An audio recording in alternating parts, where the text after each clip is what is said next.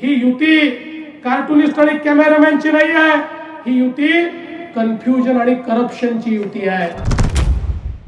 भ्रष्टाचाराच्या गोष्टी तर फडणवीसांनी करूच नाहीत ना. ते बैलगाडी घेऊन गेले होते नाही का अजित पवारांच्या बाबतीत. कालच अजित पवार बोललेत ना. हो, अजित पवारांच्या बाबतीत बैलगाडी घेऊन गेले होते की हे पुरावे आम्ही घेऊन येतोय म्हणून.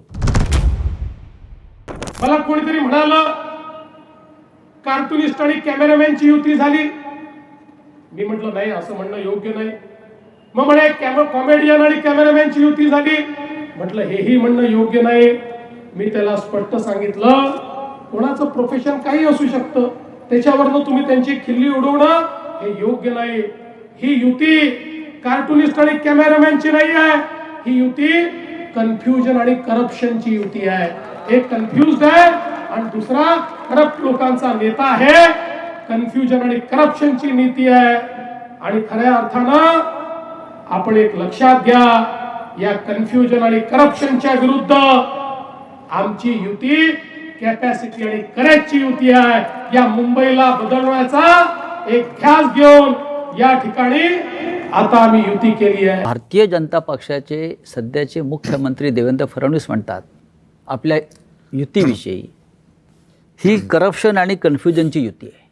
यांचा सगळ्यांचा डोलारा जो आहे ना, या सगळ्यांचा डोलारा हा नरेंद्र मोदींवरती अवलंबून आहे. बरं का. ही बसवलेली माणसं आहेत सगळी, ह्यातला बसलेला माणूस कोणीच नाहीये. आणि बसवलेला जो माणूस असतो ना, तो फक्त धन्याचा ऐकतो, मालकाचा ऐकतो. त्याच्यामुळे मालक जे सांगेल त्याप्रमाणे काम करायचं, त्या सगळ्या गोष्टी करायच्या. त्याच्यामुळे मला काही त्यांच्या बोलण्याला काही लॉजिक आहे असं मला वाटत नाही. आणि भ्रष्टाचाराच्या गोष्टी तर फडणवीसांनी करूच नाहीत ना. ते बैलगाडी घेऊन गेले होते नाही का अजित पवारांच्या बाबतीत. कालच अजित पवार बोललेत ना. हो, अजित पवारांच्या बाबतीत बैलगाडी घेऊन गेले होते की हे पुरावे आम्ही घेऊन येतोय म्हणून. मग आता म्हणतायत की कोर्टात केस चालू आहे. अरे मग द्या ना ते पुरावे.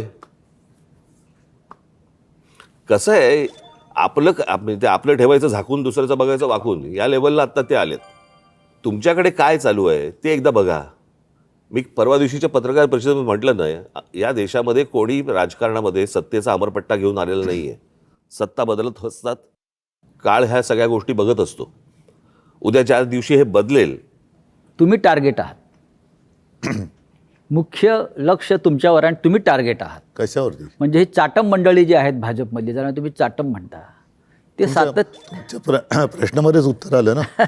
तर जसं कन्फ्यूज आणि करप्शनची युती म्हटलंय. नाही, करप्शन त्यांचं म्हणणं की अनेक वर्ष आपली सत्ता आहे आणि त्याच्यामध्ये सहभागी होते. होय.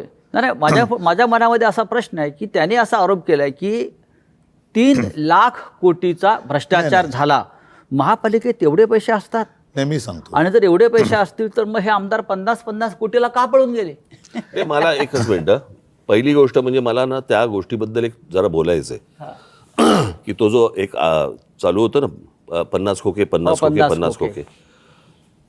मला असं वाटतं लोकांना नीट समजून सांगणं आवश्यक आहे. हे 50 खोके 50 खोके हा विनोदाचा भाग नाही. 50 खोके म्हणजे 50 कोटी रुपये झाले. 50 कोटी. 40 आमदार म्हणजे 2000 कोटी रुपये झाले. हा म्हणजे 40 आमदारांचे 2000 कोटी हे कुठून आले, कसे आले? भ्रष्टाचारातून, घोटाळ्यातून. बरोबर की नाही? म्हणजे बँकेतनं लोन तर थोडं नव्हतं ना घेतलं. त्याच्यामुळे कुठच्या भ्रष्टाचाराबद्दल कोणी काय बोलावं?